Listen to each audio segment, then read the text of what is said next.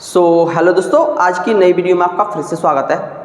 आज की वीडियो में हम पढ़ने वाले हैं आज का नया टॉपिक, गतिशील आवेश के कारण उत्पन्न चुंबकीय क्षेत्र। तो सबसे पहले तो हम इसके बारे में समझेंगे, क्योंकि हम जानते हैं कि एक स्थिर आवेश अपने चारों ओर विद्युत क्षेत्र उत्पन्न करता है और एक गतिशील आवेश अपने चारों ओर विद्युत क्षेत्र के साथ साथ चुंबकीय क्षेत्र भी उत्पन्न करता है। क्यों करता है? क्योंकि आवेश गतिशील हो जाता है तो जिस चालक तार में आवेश गतिशील हो जाता है उस चालक तार में धारा प्रवाहित होने लगती है। और बायो-सैवर्ट के नियम के अनुसार अगर किसी चालक तार में धारा प्रवाहित होती है तो उसके चारों ओर चुंबकीय क्षेत्र उत्पन्न हो जाता है। अर्थात हम कह सकते हैं कि एक स्थिर आवेश अपने चारों ओर विद्युत क्षेत्र उत्पन्न करता है तथा एक गतिशील आवेश अपने चारों ओर विद्युत क्षेत्र के साथ साथ चुंबकीय क्षेत्र भी उत्पन्न करता है। तो यहाँ पर हमने सबसे पहले हेडिंग बनाई है, गतिशील आवेश के कारण उत्पन्न चुंबकीय क्षेत्र। मतलब गतिशील आवेश के कारण उत्पन्न कितना चुंबकीय क्षेत्र होगा। तो यहाँ पर सबसे पहले हम एक कागज तल लेंगे। क्या लेंगे? एक कागज का तल लेंगे। मान के चलेंगे हमारे पास एक कागज तल इस प्रकार का है। क्लियर है? ये क्या है? हमारा कोई कागज तल है। इसमें कोई बिंदु है यहाँ पर जिस पर +q आवेश मान लिया है, जो v वेग से गतिमान है। कितने वेग से गतिमान है? जो v वेग से गतिमान है। क्योंकि हेडिंग में पहले ही बता दिया है कि गतिशील आवेश के कारण उत्पन्न चुंबकीय क्षेत्र, मतलब जो आवेश है वो गतिशील है। क्लियर है? इस बिंदु से थीटा कोण बनाते हुए r दूरी पर कोई बिंदु P स्थित है जहां हमें चुंबकीय क्षेत्र ज्ञात करना है। क्या ज्ञात करना है? जहां हमें चुंबकीय क्षेत्र ज्ञात करना है। क्लियर है? एक बार फिर से समझेंगे। माना हमारे पास कोई कागज तल है, इसके किसी बिंदु पर +q आवेश स्थित है।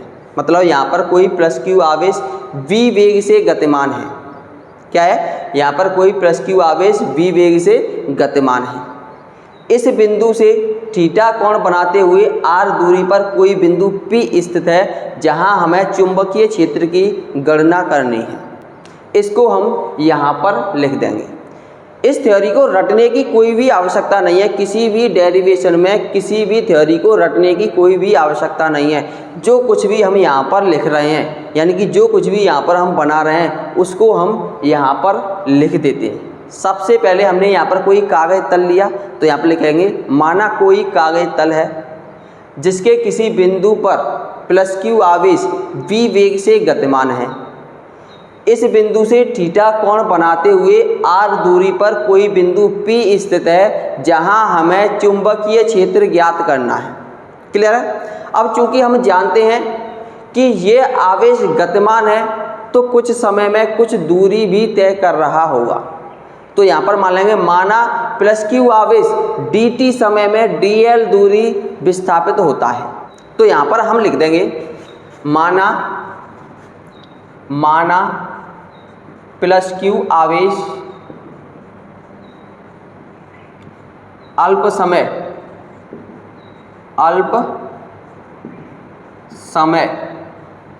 dt में, अल्प dt समय में लिख सकते हैं, अल्प dt समय में dl दूरी चलता है। क्लियर है? dl दूरी चलता है। यहाँ पर जो +q आवेश है वो छोटे से समय में, यानी कि अल्प समय में, अल्प समय कितना है? dt समय में dl दूरी चलता है। तब हम जानते हैं कि चाल बराबर क्या होता है? चाल बराबर होता है हमारा दूरी बटे समय। क्या होता है? दूरी बटे समय। दूरी का मान निकालें तो दूरी बराबर क्या हो जाएगा? दूरी बराबर हो जाएगा, दूरी बराबर चाल गुणा समय, चाल गुणा समय। इसका मतलब ये है कि दूरी कितनी तय कर रहा है? dl। तो लिख सकते हैं कि dl इक्वल टू चाल कितनी है? ये v वेग से गतिमान है, तो चाल है इसकी v। इंटू समय कितना लग रहा है dt, तो लिखेंगे इंटू dt। इसको मान लेंगे हम समीकरण नंबर फर्स्ट। क्लियर है।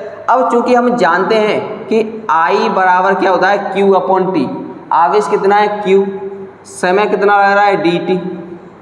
क्लियर है। और इसको मान लेंगे हम समीकरण नंबर सेकंड। तब बायो सेवर्ट के नियम के अनुसार यहाँ पर कोई हम अल्पांश दूरी मान लेंगे dl, यानी कि धाराखंड मान लेंगे हम dl। dl क्यों मान रहे हैं? क्योंकि बायो सेवर्ट के नियम के अनुसार यह बायो सेवर्ट का नियम अल्पांश धाराखंड पर ही निर्भर करता है, मतलब अल्पांश धाराखंड के लिए ही लागू होता है। तो यहाँ पर हम लिखेंगे बायो सेवर्ट के नियम के अनुसार, बायो सेवर्ट के नियमानुसार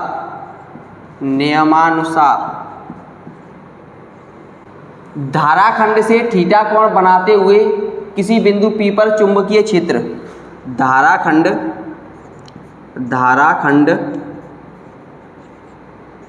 dl से थीटा कोण बनाते हुए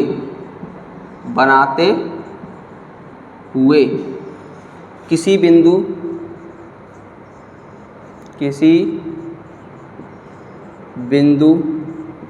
P पर चुंबकीय क्षेत्र कितना होगा? चुंबकीय क्षेत्र होएगा यहाँ पर dB equal to mu naught upon 4 pi I dl sine theta upon r square. इसको मान लेंगे हम समीकरण नंबर थर्ड। क्लियर है। इसको क्या मान लेंगे? समीकरण नंबर थर्ड।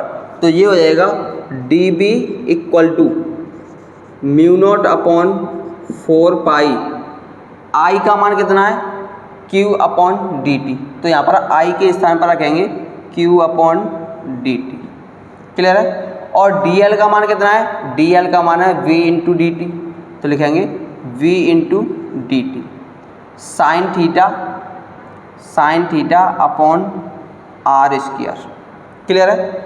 यहाँ पर क्या करेंगे? dt से dt को कैंसिल कर देंगे, तो ये हो जाएगा dB equal to mu naught upon 4 pi Q into V sine theta upon r square. Clear है। ये हो जाएगा गतिशील आवेश के कारण किसी बिंदु P पर चुंबकीय क्षेत्र। अगर इसको हम सदिश रूप में लिखें तो लिख सकते हैं यहाँ पर सदिश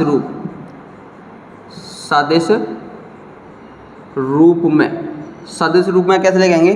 dB equal to mu naught upon 4 pi Q vector cross V vector upon r square.